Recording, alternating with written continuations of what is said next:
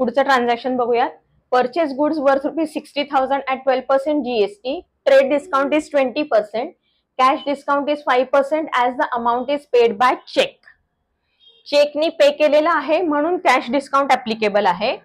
60,000 चे worth goods आहेत, GST दिलेला आहे, ट्रेड डिस्काउंट आणि कॅश डिस्काउंट. आता सिक्वेन्स त्यांनी कसा दिलाय, आधी जीएसटी लिहिलंय, मग ट्रेड डिस्काउंट, मग कॅश डिस्काउंट. पण आपल्याला माहिती आधी काय घ्यायचं, ट्रेड डिस्काउंट. सो सगळ्यात पहिलं ट्रेड डिस्काउंट कॅल्क्युलेट करून घेऊया. आपली लिस्ट प्राइस काय आहे, लिस्ट प्राइस किंवा ओरिजिनल परचेस प्राइस 60,000 आहे. लेस 20% ट्रेड डिस्काउंट आहे. सो इथे 12,000 रुपीज लेस करायचंय. 48,000 याला काय म्हणायचं, परचेस प्राइस. परचेस प्राइस आली आपली 48,000. 48,000 जीएसटी टीडी. परचेस प्राइस आली आपली 48,000. ट्रेड डिस्काउंट कॅल्क्युलेट करून झालं. आता काय नेक्स्ट सिक्वेन्स मध्ये जीएसटी आहे. So add GST @ 12%. 12% नी कॅल्क्युलेट करायचं म्हणजे 6% करायचं आधी. CGST 6%, SGST 6%. तर मी कॅल्क्युलेट तो आधी करून घेते. 2880 या दोन्ही फिगर्स ऍड होणार आहेत कारण जीएसटी ऍड होतो. टोटल घेऊयात 53,760 जीएसटी झाला. आता कॅश डिस्काउंट 5% लेस करायचं असतं. डिस्काउंट आहे 5%. कशावर घ्यायचा, परचेस प्राइस वरती डिस्काउंट घ्यायचा आहे. सो 5% ऑन 50,000, नाही सॉरी 48,000. 5% ऑन 48,000 घ्यायचे. 48,000 च्या 5% म्हणजे किती, 2,400. 10% 4,800 झालं, त्याच्याही हाफ म्हणजे 2,400. हे 5% झालं. ती अमाऊंट लेस करायची आहे. सो 51,360 ही अमाऊंट पेएबल आहे का नाही, पेड आहे बाय चेक. चेक म्हणल्यानंतर आपण कुठलं अकाउंट ओपन करतो, बँक अकाउंट. मी एंट्री आधी लिहून ठेवली आहे सोयीचं जावं म्हणून. परचेस प्राइस किती आहे, 48,000. ट्रेड डिस्काउंट पर्यंतच काहीही रेकॉर्ड करायचं नाही, पुढचं जे काही आहे ते रेकॉर्ड करायचं. So purchase price 48,000. परचेस प्राइसला जोडूनच त्याचा जीएसटी येतो 2880. आता ही जी अमाऊंट आहे डिस्काउंटची, ही डिस्काउंट आपल्याला रिसीव्ह झालेलं आहे त्या सेलर कडनं. आपण परचेस केलंय, so it is our income. Incomes are always credited. 2,400 credit. आणि बँकेतनं आपण चेक दिलाय म्हणून बँक अकाउंट 51,360. टोटल मॅच झाली का बघा, झाली. कळलं. तुम्ही कॅल्क्युलेशन आधी हे वर्किंग नोट मध्ये दाखवायचं आहे, सगळं लिहायचं आहे आणि ह्याच्यातले फिगर्स फक्त तुम्हाला तिथे एंटर करायचे जर्नलमध्ये. नॅरेशन तुम्ही लिहाल. Sold goods ₹40,000 to Harish at 12% GST. Trade discount 30%, cash discount 10% as amount was received in cash. ठीक आहे. सेम ट्रान्झॅक्शन आहे पण सेल्सच्या बाबतीतले. जसं परचेसच्या बाबतीतलं आता आपण केलं तसं हे सेल्स आहे. सो सेल्सची लिस्ट प्राइस काय होती, आपण सिक्वेन्स मध्ये ट्रेड डिस्काउंट आधी घेणार आहोत. सो 40,000 मध्ये आधी 30% ट्रेड डिस्काउंट लेस करायचंय. 30% म्हणजे किती झाले, 12,000. 4,000 म्हणजे 10%. एक झिरो हे केला की 10% होतात, त्याच्या तिप्पट केले. 12,000 लेस करायचे आहेत म्हणजे 28,000 आपली सेल प्राइस आली. जसं आपण मगाशी परचेस प्राइस म्हणत होतो तसं सेल्स प्राइस. आता जीएसटी 12% आहे. जीएसटी ऍड करायचा सिक्वेन्स मध्ये दुसरा येतो जीएसटी. म्हणजे सीजीएसटी किती, 6%. एसजीएसटी किती, 6%. ठीक आहे. दोन्ही 6% कॅल्क्युलेट करते मी. 1680 दोन्हीही ऍड होणार आहे. टोटल घेऊया 31,360. बरोबर आहे ना, बरोबर. आता ह्याला आपण काय म्हणतो, इनवॉइस व्हॅल्यू. हे वर्किंग नोट मध्ये सगळं लिहायचं. आता कॅश डिस्काउंट दिले 10% as amount is received in cash. So इथे आपल्याला लेस करायचंय. कॅश डिस्काउंट 10% ऑन कशावर, 28,000 वर घ्यायचंय जीएसटीचा पार्ट सोडून. सो 28,000 वरती 10% म्हणजे 2,800 झाले. ती अमाऊंट लेस करायची. So 28,560 he amount received in cash आहे, म्हणजे कॅश अकाउंट येणार. बॅलन्स बरोबर आहे ना? आलं लक्षात? आता याची एंट्री कशी होणार आहे ती मी दाखवते तुम्हाला. एंट्री सिंपल आहे. सेल्स म्हणल्यानंतर सेल्सला क्रेडिट डिस्काउंट आपण अलाउ केले, so it is our expenditure. Loss तो डेबिटला जाणार. Cash is received, so cash is debited. So cash account debit. Discount allowed आपण अलाउ केले की नाही discount, so discount allowed account परत डेबिट टू सेल्स अकाउंट. सेल्सला शेपूट जोडायचं आउटपुटचं. आउटपुट सीजीएसटी अकाउंट आणि आउटपुट एसजीएसटी अकाउंट. सेल्सची व्हॅल्यू किती आहे? 28,000. So 28,000 credit 1680 1680. सीजीएसटी एसजीएसटी हे दोन्ही क्रेडिटला गेले. डेबिटला काय येणार आहे? जो आपला लॉस झाला तो डिस्काउंट 2800 आणि कॅश मध्ये 28,560. टोटल मॅच होणार आहे. आपण इथे केलेलीच आहे ऑलरेडी. कळलं? लक्षात येते काय झालंय ते? याच्या पुढचा पार्ट अजून एक स्टेप डिफिकल्टी लेवल वाढवते मी. इथे total amount was received in cash आणि total amount was paid by cheque असं होतं. आता पार्ट पेमेंट असेल तर काय करायचं? म्हणजे आता cash discount, trade discount, GST आणि पार्ट पेमेंट असं सगळं आलं तर काय करायचं? ती पुढची 2 ट्रान्झॅक्शन बघूयात आपण. हे लिहून घ्या. आता मी जो पार्ट शिकवणार आहे त्याला स्टार मार्क करा. व्हेरी इम्पॉर्टंट लिहायचंय हे. व्हेरी इम्पॉर्टंट आहे हे. आता purchased goods from Manish worth ₹50,000 at 12% GST पहिलं कळलं. ट्रेड डिस्काउंट 10% हे पण कळलं. कॅश डिस्काउंट 5% हेही कळलं. पण ऑन फुल अमाऊंट आहे का? नाही. 30% अमाऊंट पेड इन कॅश. आता आपल्याला अजिबात घाबरायचं नाहीये. कॅश डिस्काउंट सगळ्यात शेवटी कॅल्क्युलेट करायचंय. आपण आपल्या सिक्वेन्सनी एक स्टेप पूर्ण करत येऊयात. फर्स्ट काय करायचंय? Trade discount. सो आपल्याला सगळ्यात पहिल्यांदा लिस्ट प्राइस किती लिहायची आहे? लिस्ट प्राइस आहे आपली 50,000. 12% जीएसटी नंतर करायचा आहे. आधी trade discount 10%. So less 10% trade discount म्हणजे किती? लेस 5,000. आपली अमाऊंट आली 45,000. याला आपण काय म्हणतो? Purchase price. Purchase price. So trade discount झालं. नेक्स्ट काय तर सिक्वेन्स मध्ये जीएसटी. जीएसटी किती दिलाय? 12%. So add 12% GST. त्याच्यामध्ये सीजीएसटी 12% असल्यामुळे 6% आणि एसजीएसटी 6%. पुन्हा एकदा मागच्या लेक्चर मध्ये मी सांगितलं तसं इथे इंटरस्टेट ट्रान्झॅक्शन दिलेलं नाहीये ना, तर आपण आयजीएसटी डायरेक्ट 12% घेतलं असतं. तसं काही दिलं नाहीये म्हणून आपण सीजीएसटी आणि एसजीएसटी घेतोय. सो 6% कॅल्क्युलेट करते मी. 2,700 2,700 कॅल्क्युलेशन बरोबर आहे का बघा एकदा. बरोबर आहे. सो ऍड केल्यानंतर किती येईल? 50,400. याला आपण काय म्हणतोय? Invoice value. ही झाली आपली इनवॉइस व्हॅल्यू. आता आपल्याला काय करायचंय? कॅश डिस्काउंट 5% द्यायचंय. पण आपण कॅश डिस्काउंट कुठल्या अमाऊंट वर देतो? जी अमाऊंट इन कॅश किंवा चेक मध्ये रिसीव्ह किंवा पे झालेली आहे. सो 30% अमाऊंट फक्त कॅश मध्ये रिसीव्ह पे केली आपण. परचेस ट्रान्झॅक्शन आहे. सो 30% अमाऊंट पे केली आहे. सो 50,400 चे आपण 2 भाग करणार आहोत. 30% कॅश, 70% क्रेडिट. जी उरलेली अमाऊंट आहे ती क्रेडिटवर असणार, पण 30% कॅश दिलंय. आता 30% कॅश किती? 50,000 चे 30% काढूयात आपण.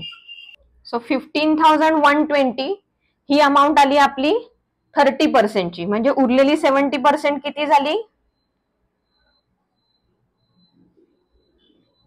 35,280. या दोघांची टोटल आपली यायला पाहिजे 50,400. बरोबर. 50,400चं बायफर्केशन केलं आपण कॅश ट्रान्झॅक्शन आणि क्रेडिट ट्रान्झॅक्शन मध्ये. आता कॅश डिस्काउंट फक्त कॅश ट्रान्झॅक्शनला मिळणार आहे, ते किती दिलंय 5%. So less cash discount 5%. आता 15,120 हे जे बायफर्केशन केले ते आपण इनव्हॉइस प्राइसचं केले, ज्याच्यामध्ये जीएसटी इन्क्लूड होऊन आलाय, बरोबर. मग आपण ह्याच्यावर देऊ का 5% डिस्काउंट? नाही. कशावर द्यायचं ठरलं आपलं? परचेस प्राइस वर द्यायचं. पण मग परचेस प्राइस टोटल 45,000 वर डिस्काउंट देणार आहोत का आपण? नाही. 45,000च्या 30% वर डिस्काउंट द्यायचंय. मग आता कॅश डिस्काउंट म्हणजे जे कॅश ट्रान्झॅक्शन किती पे केलंय 30%, 45,000चं 30% जे कॅश मधून पे केलंय त्याच्यावर कॅश डिस्काउंट देणार. म्हणजे कॅल्क्युलेशन काय येणार आहे? 45,000च्या आधी 30% कॅल्क्युलेट करायचे, त्याच्या 5% डिस्काउंट येणार आहे. कॅल्क्युलेशन लिहून दाखवते मी तुम्हाला. कॅल्क्युलेशन केल्यानंतर आन्सर काय आलं? 675. 675 हे कॅश डिस्काउंट आहे. मी परत एकदा एक्सप्लेन करते. कॅश डिस्काउंट 5% कशावर काढायचंय? परचेस प्राइस वरती. परचेस प्राइस 45,000 100% आहे, त्यातले 30% कॅश आहेत, 70% क्रेडिट आहे. मग 30% कॅश किती झाली 45,000ची, त्याच्यावरती 5% डिस्काउंट येणार आहे. म्हणजे डिस्काउंट आलं 675. इथे डिस्काउंट येणार का? नाही, कारण हे क्रेडिट ट्रान्झॅक्शन आहे. सो हे आपण लेस करणार आहोत कारण डिस्काउंट आहे. 675 लेस केल्यानंतर अमाऊंट किती राहते?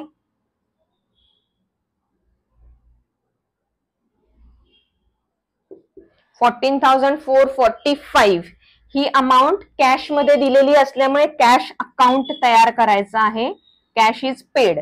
पण ही जी उरलेली अमाऊंट आहे 35,280 ही क्रेडिट ट्रान्झॅक्शन आहे. सो मनीषच्या नावाने आपण अकाउंट ओपन करणार आहोत, ज्याला आपण ते पैसे पेएबल आहोत. कळलंय ट्रान्झॅक्शन? नीट लक्षात घ्या. बेसिक लिस्ट प्राइस मधनं ट्रेड डिस्काउंट लेस केलं, जीएसटी ऍड केला, इथपर्यंत स्टँडर्ड प्रोसिजर होती. जी इनव्हॉइस व्हॅल्यू आली त्याचं 30% 70% बायफर्केशन आधी करून घेतलं, ती अमाऊंट खाली लिहून घेतली. आता कॅश डिस्काउंट 30% वर कॅल्क्युलेट करायचे. ते डिस्काउंट कॅल्क्युलेट करताना परचेस प्राइसच्या 30% जे कॅश दिली ती आधी कॅल्क्युलेट केली, त्याच्यावर 5% कॅश डिस्काउंट दिलं. ते लेस केल्यावर अमाऊंट जी उरेल ती कॅश पे केली आहे आपण. उरलेली जी अमाऊंट आहे ती अजूनही पेएबल आहे, म्हणून मनीषच्या अकाउंटला करणार आहोत. आता एंट्री कशी करायची, दॅट इज मोर इम्पॉर्टंट. इथपर्यंत तुमच्या लक्षात आलेलं आहे. परचेसेस सीजीएसटी आणि एसजीएसटी हे डेबिटला येणारच, त्याच्याबद्दल काही वादच नाहीये. सो हे आपलं अकाउंट ट्रान्झॅक्शन 7th आहे. सो परचेसेस अकाउंट डेबिट हे फिक्स आहे. इनपुट सीजीएसटी अकाउंट डेबिट हेही फिक्स आहे. इनपुट एसजीएसटी अकाउंट डेबिट हेही फिक्स आहे. सो डेबिट काय ते कळलं आपल्याला. काय अमाऊंट आहेत? 45,000, 2,700 आणि 2,700. ठीक आहे, या झाल्या आपल्या बेसिक. आता क्रेडिट बदललंय. क्रेडिट पूर्वी सगळं कॅश मध्ये होतं, आता कॅश क्रेडिट मिक्स ट्रान्झॅक्शन आहे. सो आपण कॅश किती पे केली आहे? 14,445. So to cash account 14,445. Discount receive झालंय आपल्याला. सो आपलं इन्कम आहे to discount received account 675. To उरलेली अमाऊंट काय आहे? मनीषला अजूनही पेएबल आहोत म्हणून मनीष अकाउंट अमाऊंट किती? 35,280. आता मी इथेच तुम्हाला टोटल घेऊन दाखवते, तुम्ही घ्यायची नाहीये कारण कास्टिंग करतो आपण जर्नलचं. पण मी एंट्री बरोबर आहे का, डेबिट क्रेडिट मॅच होतंय का, त्याकरता टोटल घेते. सो ही 50,400 आहे, ही पण 50,400 आहे. डेबिट क्रेडिट मॅच झाले म्हणजे एंट्री बरोबर आहे आपली. काय एंट्री मध्ये काय फक्त बदललंय? टोटल कॅश मध्ये जे ट्रान्झॅक्शन होतं ते partly cash partly credit transaction आहे. कळलंय? सो जे क्रेडिट ट्रान्झॅक्शन आहे ते नेम ऑफ द पार्टीला जातं, म्हणून फक्त name of the party add झालंय आपल्या आधीच्या सगळ्या ट्रान्झॅक्शन्स मध्ये. कळलं का? अवघड अजिबात नाहीये ह्याच्यात. कन्फ्युजन करून घ्यायचं नाही, स्टेप वाईज जायचंय. फक्त इथे गेल्यानंतर तुम्ही बायफर्केशन करणार आहात. नेक्स्ट ट्रान्झॅक्शन बघूया. Sold goods to Neha ₹1 lakh. So sales price किती आहे? Sales list price 1 lakh. At 12% GST. नंतर घ्यायचंय trade discount 20%. Less trade discount 20%. So 1 lakhच्या 20% म्हणजे किती झाले? 20,000 झाले. ते लेस केल्यानंतर 80,000 ही आपली झाली सेल्स प्राइस. सेल्स प्राइस वरती जीएसटी घ्यायचा 12%. Add GST at the rate 12%. म्हणजेच CGST 6%, SGST 6%. 4,800, 4,800. बरोबर. ऍड करायचंय. दोन्ही गोष्टी ऍड केल्यानंतर 89,600 ह्याला आपण काय म्हणतो? Invoice value. इथपर्यंत काही अवघड आहे का? नाही, स्टँडर्ड आहे. आता काय आहे? कॅश डिस्काउंट 5% दिलेलं आहे. कशावर? 60% payment received by cheque. 60%. So 89,600 मधले 60% कॅश आहे आणि 40% क्रेडिट ट्रान्झॅक्शन आहे. पार्ट पेमेंट मिळालेलं आहे. पार्ट पेमेंट मिळालेलं आहे. 60% 89,600 च्या 60% किती होतात ते कॅल्क्युलेट करूयात आपण. 53,760 आलं. 53,760 हा 60% झाला. मग 40% किती? 35,840. दोघांची ही टोटली ही यायला पाहिजे. येते का बघा?